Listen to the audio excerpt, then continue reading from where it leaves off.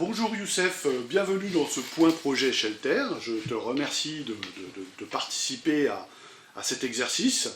Point projet qui a pour objectif nous expliquer un peu les tenants et aboutissants de nos projets informatiques.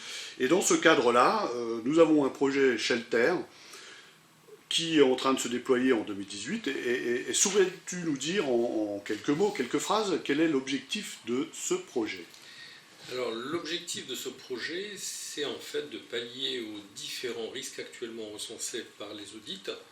Donc il y a eu 3 audits actuellement, l'audit HP en 2007, l'audit Critical Building en 2016, et puis l'audit DEF en mai 2017. Donc là, bien entendu, ils ont recensé des risques physiques, donc risques applicatifs et puis risques administratifs. En termes de risques physiques, on a un affaissement très inquiétant du plancher, donc avec un risque très dangereux pour les ressources support dans la salle informatique RGI. Et puis on a eu aussi à recenser 4 pannes de climatisation par an. Pour les risques applicatifs, les utilisateurs de l'HUEP ne pourront plus utiliser les applications locales durant environ une dizaine de journées, bien sûr s'il y a un sinistre, avec un taux de rétablissement des données maximum à 60%. Une perte nette d'environ 40% sera à prévoir. Pour la partie risque administratif, le GDPR, donc General Data Protection Regulation, et le nouveau règlement européen décidé en décembre 2015, qui s'appliquera dès 2018 à toute entreprise qui collecte, traite ou stocke des données personnelles dont l'utilisation peut directement ou indirectement identifier une personne. Voilà un petit peu les 3 types de risques auxquels on veut pallier avec l'installation du shelter. D'accord, donc je comprends qu'effectivement il y a quand même une urgence à traiter ce problème, comme tu viens de le dire, fonctionnel, sécurité humaine et administrative. Tout à fait. Quelles sont les personnes qui vont être impliquées et sur qui on va certainement demander des travaux et des actions? Alors, bien entendu, là, c'est l'ensemble des équipes du GH qui vont être impliquées lors de la mise en place du shelter.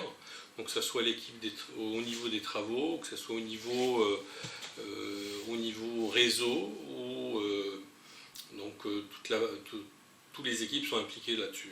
Il n'y a pas de... tout le monde sera... impliqué, et effectivement une forte implication de la part des services des travaux et nous, système et réseau.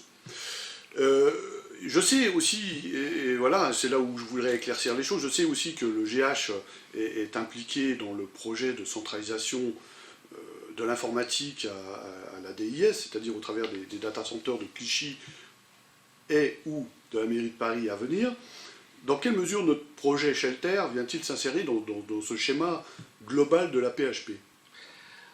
En fait, l'objectif de la centralisation, c'est bien sûr de déménager toute la production et puis la centraliser.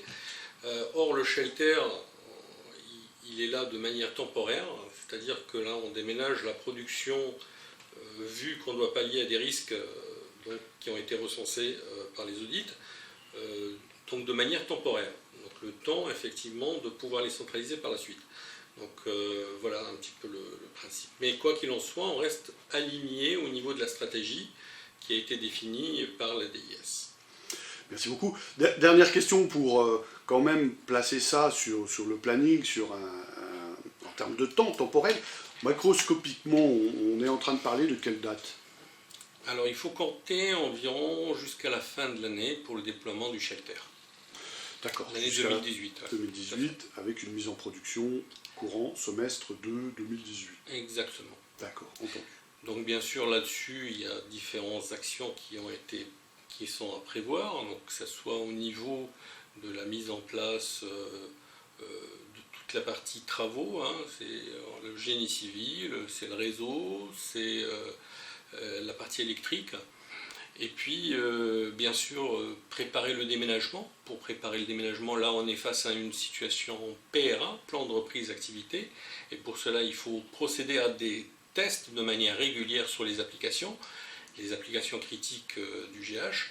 Donc, on va travailler par étapes et par priorité. On va travailler des tests donc sur la partie environnement HPUX. Et puis on va travailler sur la partie VM, donc tout ce qui est Wintel, d'accord. On va faire du Emotion et on va tester les applications par ordre de priorité. Voilà, donc il y a tout un travail de PRA, hein, d'accord, et bien sûr du maintien en condition opérationnelle qui doit être réalisé avant de pouvoir basculer au niveau de la production, au niveau du shelter. Eh bien écoute, merci pour toutes ces bonnes informations, j'ai bien noté. Je te propose de nous retrouver pour un point projet numéro 2 très prochainement pour informer tout le monde de ce projet. Avec plaisir. Merci.